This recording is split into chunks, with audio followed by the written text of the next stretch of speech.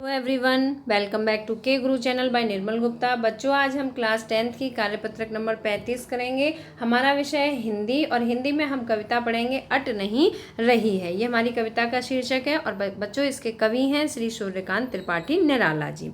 तो सबसे पहले मैं आपको एंट्रीज बता देती हूँ। आपको अपना नाम लिखना है, कक्षा अध्यापक का नाम लिखना है और दिनांक डालना है 23 सितंबर 2020। तो स्टार्ट करते हैं बच्चों आज की वर्कशीट। और आज की वर्कशीट की हमारी कविता का शीर्षक है अट नहीं रही है। आपको कविता का नाम याद रखना है और कवि का नाम भी याद रखना है, श्री सूर्यकांत त्रिपाठी निराला। तो बच्चों देखो, ये जो कविता है इसमें कवि ने फागुन के महीने में आने वाली बसंत ऋतु का बहुत ही सुंदरता से वर्णन किया है। तो देखिए, अट नहीं रही है। अट का मतलब होता है बच्चों समा जाना।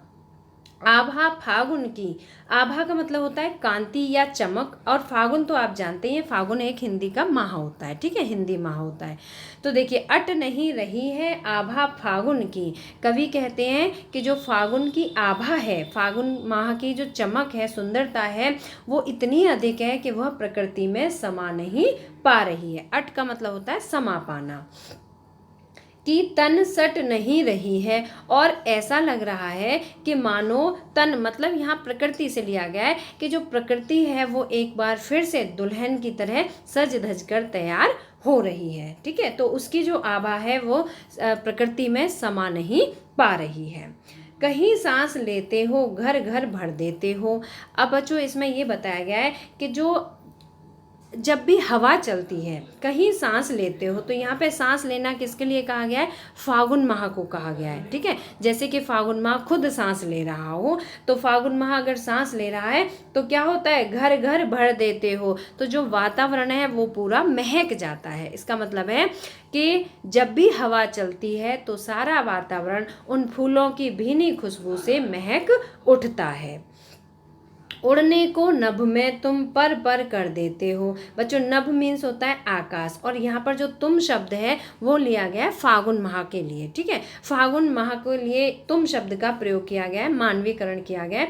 तो उड़ने को नभ में तुम पर कर देते हो। यहाँ कवि को ऐसा भी कभी एहसास होता है कि जब फागुन माह आसमान में उड़ने के लिए पर मतलब पंख फड़फड़ा रहे हैं।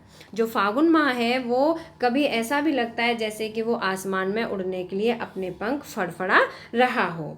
आंख हटाता हूँ तो हट नहीं रही है। कवि कहते हैं कि जो फागुन माह में बसंत ऋतु है ना, और उसमें जो प्रकृति है वो इतनी सुंदर लग रही है, इतनी सुंदर लग रही है कि यदि मैं उससे अपनी आंखें हटाना चाहूँ, मतलब अपनी नज़रें हटाना चाहूँ, तो मेरी आंखें हट नहीं रही हैं। मेरी नज़रें बार बार बसंत ऋतु की जो प्रकृति है उसी पर छा रही हैं। पत्तों से लदी डाल कहीं हरी कहीं लाल, और मुझे चारों तरफ प्रकृति में हरा भरा दिखाई दे रहा है। सभी डालियां पत्तों से लदी हुई हैं, कहीं हरी तो कहीं लाल, कहीं हरी पत्तियां दिखाई देती हैं तो कहीं पर लाल पत्तियां दिखाई देती हैं। कहीं पड़ी हैं उर में मंद गंध पुष्प माल, और कभी ऐसा लगता है कि जैसे जो प्रकृति है उसने अपने गले में रंग बिरंगी पुष्पमाल मतलब फूलों की माला अपने गले में पहन रखी हो। मंद गंध जिनसे कि भीनी भीनी खुशबू आ रही हो।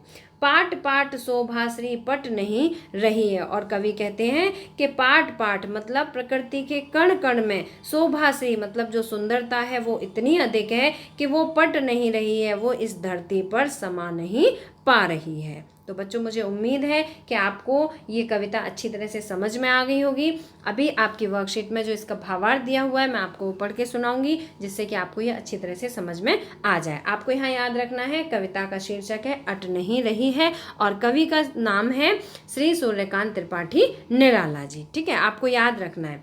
अब देखिए, इसका भावार्थ दिया हुआ है। प्रस्तुत पंक्तियों में कवि ने फागुन माह में आने वाली बसंत ऋतु का वर्णन बहुत ही खूबसूरत ढंग से किया है। तो बच्चों, इसमें किसका वर्णन किया गया है? बसंत ऋतु का वर्णन किया गया है। ठीक है, कवि कहते हैं कि फागुन की आभा इतनी अधिक है, आभा का मतलब चमक। ठीक है, फागुन की आभा इतनी अधिक है कि वह प्रकृति में समा नहीं पा रही है। फागुन माह में ऐसा लगता है मानो प्रकृति एक बार फिर दुल्हन की तरह सज धज कर तैयार हो गई हो, है ना। ऐसा लग रहा है जैसे कि जो प्रकृति है ये दुल्हन की तरह सजकर तैयार हो गई हो, क्योंकि बसंत ऋतु के आगमन से सभी पेड़ पौधे नई नई कोपलें मतलब नई नई कोमल पत्तियां व रंग बिरंगे फूलों से लद जाते हैं, और जब भी हवा चलती है तो सारा वातावरण उन फूलों की भीनी खुशबू से महक उठता है ना। जब भी हवा चलती है तो क्या होता है, फूलों की खुशबू जो होती है वो पूरे वातावरण में फैल जाती है।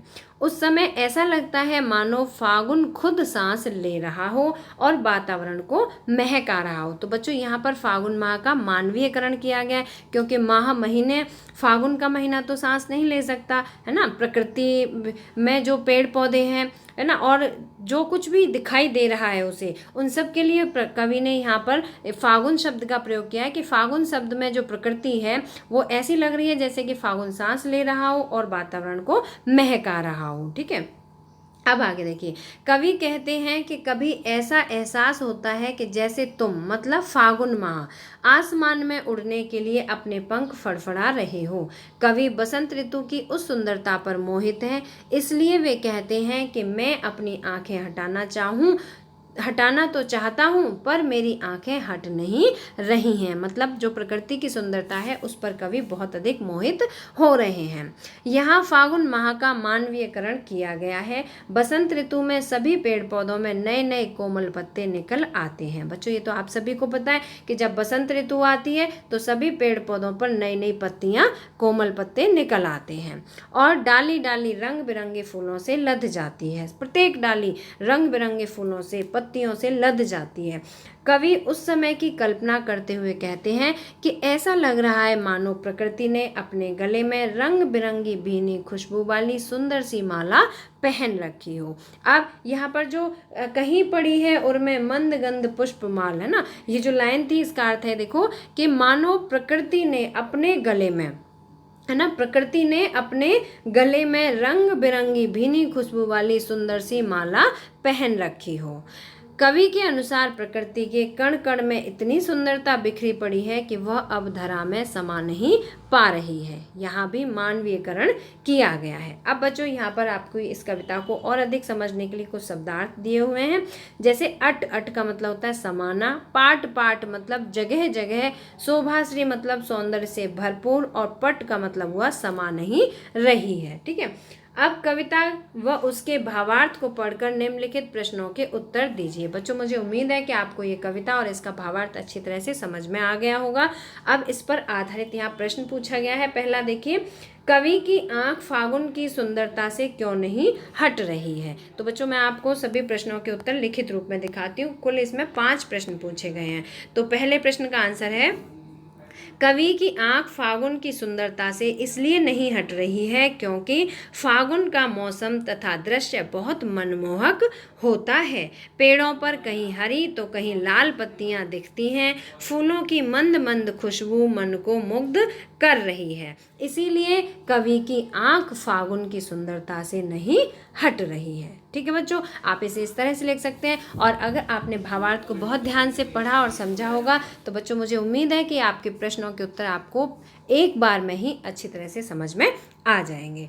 अब इसमें दूसरा प्रश्न पूछा गया है, फागुन में ऐसा क्या होता है जो बाकी ऋतुओं से भिन्न होता है। तो देखिए दूसरे प्रश्न का आंसर है, फागुन माह में वर्षा होती है। बच्चों आप सभी को पता है फागुन माह में हल्की हल्की बरसात होती है ना, और जो बारिश की बूंदें होती हैं वो वातावरण को स्वच्छ कर देती हैं। पूरा वातावरण व आसमान अत्यंत साफ सुथरा लगता है। चारों तरफ प्रकृति में हरियाली हो जाती है। पूरा वातावरण शीतल व शांत हो जाता है। ठीक है, यहाँ पर है हरियाली। चारों तरफ प्रकृति में हरियाली हो जाती है, पूरा वातावरण शीतल व शांत हो जाता है।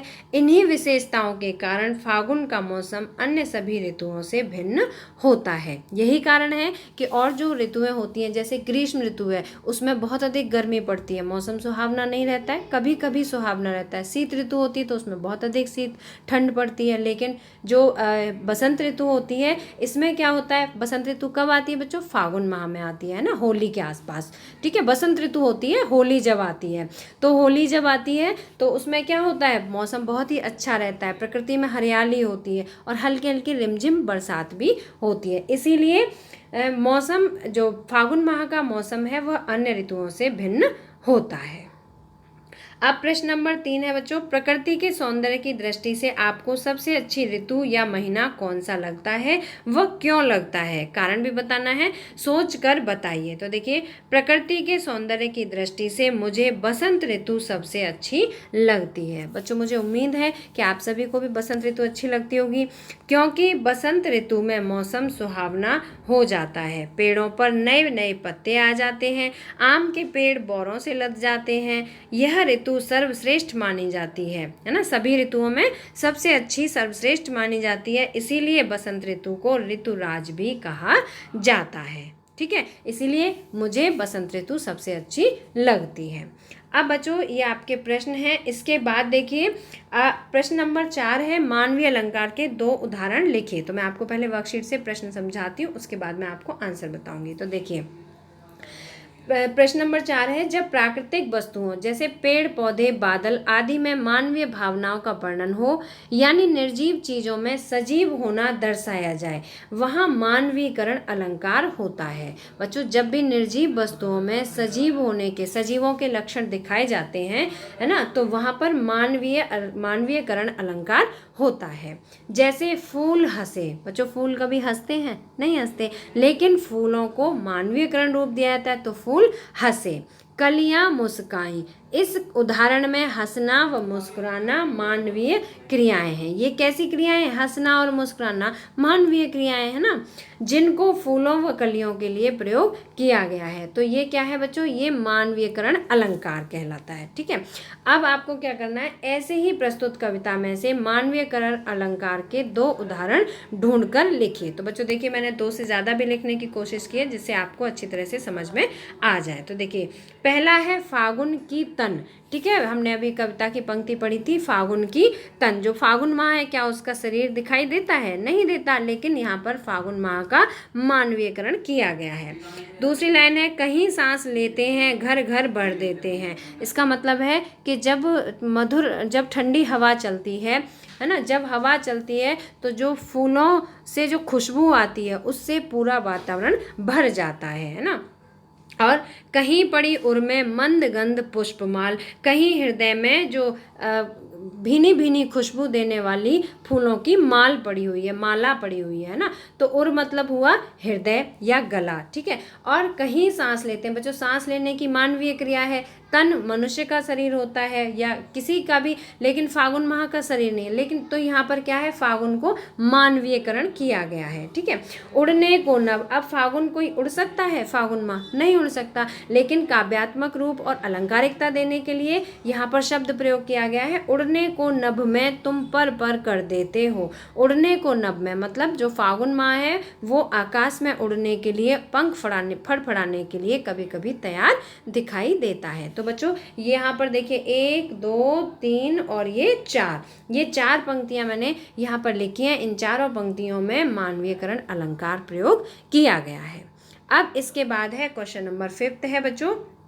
देखिए, क्वेश्चन नंबर 5 है, सूर्यकांत त्रिपाठी निराला, जो कि इस रचना के रचनाकार हैं, का जन्म बंगाल के महिसादल में सन 1899 में हुआ था। बच्चों, पहले मैं आपको गतिविधि बताती हूँ कि आपको इसमें लिखना क्या है। तो देखिए, सूर्यकांत त्रिपाठी निराला जी के बारे में और जानकारी इकट्ठी कीजिए। और का मतलब है कि कुछ जानकारी यहाँ पर दी हुई है, इसके अलावा और जानकारी इकट्ठी कीजिए। वह इनकी विभिन्न रचनाओं के नाम भी लिखिए, और आप इस कार्य में विभिन्न स्रोतों की सहायता भी ले सकते हैं। मतलब जहाँ से भी आप चाहें वहाँ से इनके बारे में जानकारी एकत्रित करके लिख सकते हैं।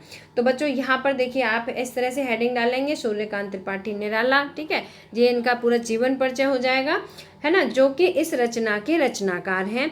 इनका जन्म बंगाल के महिसादल में 1899 में हुआ था। ये मूलतः, ये आपको लिखना है, अपनी कॉपी में लिखना है। ये मूलतः गढ़ाकोला जिला उन्नाव उत्तर प्रदेश के निवासी थे। इनकी औपचारिक शिक्षा 9वीं से महिसादल में ही हुई। इन्होंने स्वयं अध्ययन कर संस्कृत, बंगला और अंग्रेजी का ज्ञान अर्जित किया। रामकृष्ण परमहंस और विवेकानंद की विचारधारा ने इन पर गहरा प्रभाव डाला और सन 1961 में इनकी मृत्यु हुई। तो बच्चों ये क्या है, ये इनका है जीवन परिचय। ठीक है, आपको गतिविधि लिखना है। गतिविधि में सूर्यकांत त्रिपाठी निराला जी का जीवन परिचय, तो उसमें आप इतना लिखेंगे। इसके बाद इसमें पूछा गया है कि इनके बारे में और जानकारी इकट्ठी करिए और इनकी रचनाओं को भी लिखिए। तो बच्चों मैं इनके बारे में और आपको लिखित रूप में दिखाती हूँ। देखिए, सूर्यकांत त्रिपाठी निराला हिंदी कविता के छायावादी युग के 4 प्रमुख स्तंभों में से एक माने जाते हैं। बच्चों जो छायावादी युग है इसके 4 प्रमुख स्तंभ माने जाते हैं, है ना। तो उनमें से एक है सूर्यकांत त्रिपाठी निराला जी। निराला जी ने कई कहानियाँ, उपन्यास व निबंध भी लिखे हैं, किंतु उनकी ख्याति विशेष रूप से कविताओं के कारण हुई है। ठीक है, कविता के कारण ही है।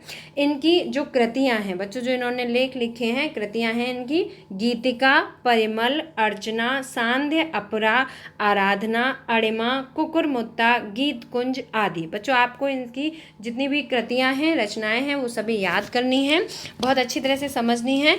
तो देखिए यहाँ जो मैंने कुछ ही रचनाओं का उल्लेख किया है, लेकिन आपको और भी याद करनी है इसके अलावा। ठीक है, निराला जी की पहली रचना जन्मभूमि पर लिखा गया एक गीत था।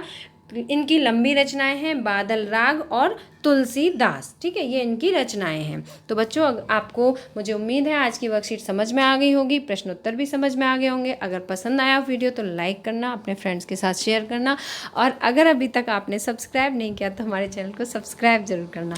मिलते हैं फिर इसी तरह की नेक्स्ट एजुकेशनल वीडियो में। Till then bye bye, good luck to all of you.